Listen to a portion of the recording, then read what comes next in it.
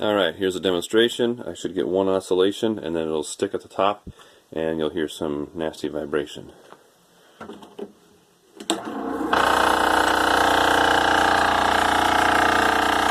Alright, here it is on the side. I've already got the panel screws removed, but there's a rubber foot here, here, and here. This one you don't actually have to remove, at least in my case, because the screw is behind this hole.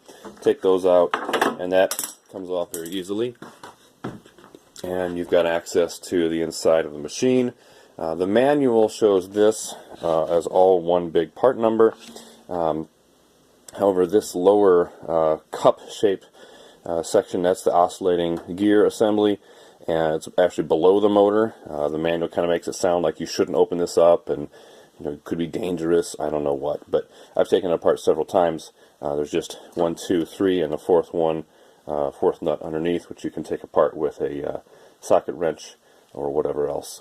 I'll take that apart and we'll look inside. Alright, so after you've removed the 4 bolts, or nuts in this case, the whole cup is kind of spring-loaded, so as you can see I'm kind of holding on to the motor in the cup here, so it doesn't all come popping apart real quickly. At least in my case, it's not like springs are going to go flying, they're contained. So if you just kind of very carefully pull that off, and that's really all there is to it. And here's your oscillating system. There's these 3 posts that ride in these three different grooves, and in conjunction with this these gear teeth here, which engage the gears on the inside of the cup, and that's what gets it spinning. I'm not much of a mechanical engineer, but there's some kind of, I think, a cam type system in the middle here, and that's what keeps them, or allows them to spin at slightly different rates, because of course the motor spins quite fast and the oscillating system doesn't spin quite that fast. If I can find my little screwdriver here, I can point inside here. A little hard to see. See if I can get an angle. Right in here, this brass colored piece engages this upper gear here, and you can kind of see a little bit there on the left. Right there, you can kind of see there's a little line, and that's just a small little tooth that engages a very small notch on the inside circumference of this gear piece here, and that appears to be what has come loose. When I hear that vibrating noise after it oscillates, it's skipping on that gear. So my thought is I might be able to take off this outside piece here, which I can do by removing this snap ring here.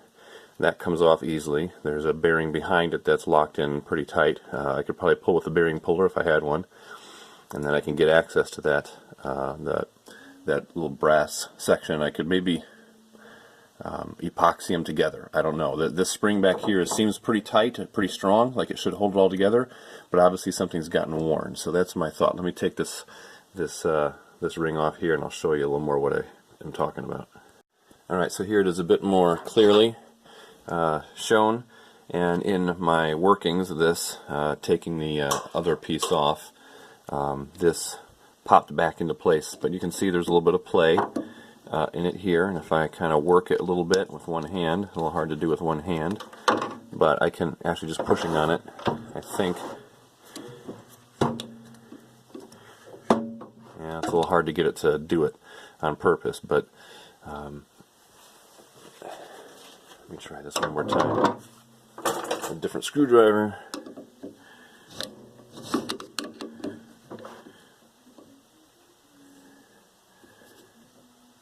So you can see that separates, and that's what actually ends up happening. Once it oscillates once, and then this piece here ends up kind of riding on top of this, above the teeth rather than engaged with the teeth. So as you can see, there's a spring, this spring back here, which pushes down on the whole mechanism.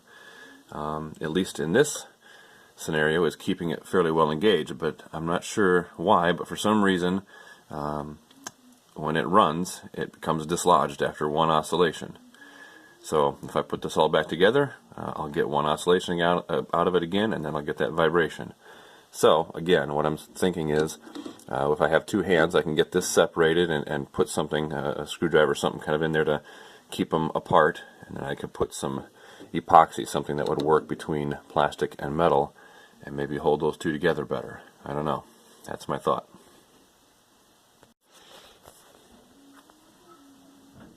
Alright, so this is what it normally looks like after I've taken it apart.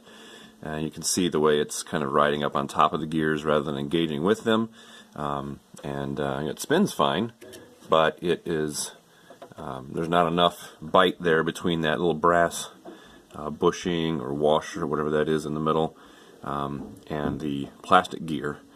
Honestly, if they had just made it one solid piece that was this and this all in this, this brass or bronze type metal, one solid piece, we wouldn't have this problem.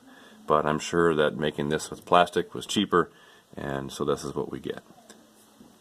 So again, I can prop it open like this, put a little bit of epoxy in this area here, seat it back in there, let it sit for a day and cure, put it all back together, and maybe it would work.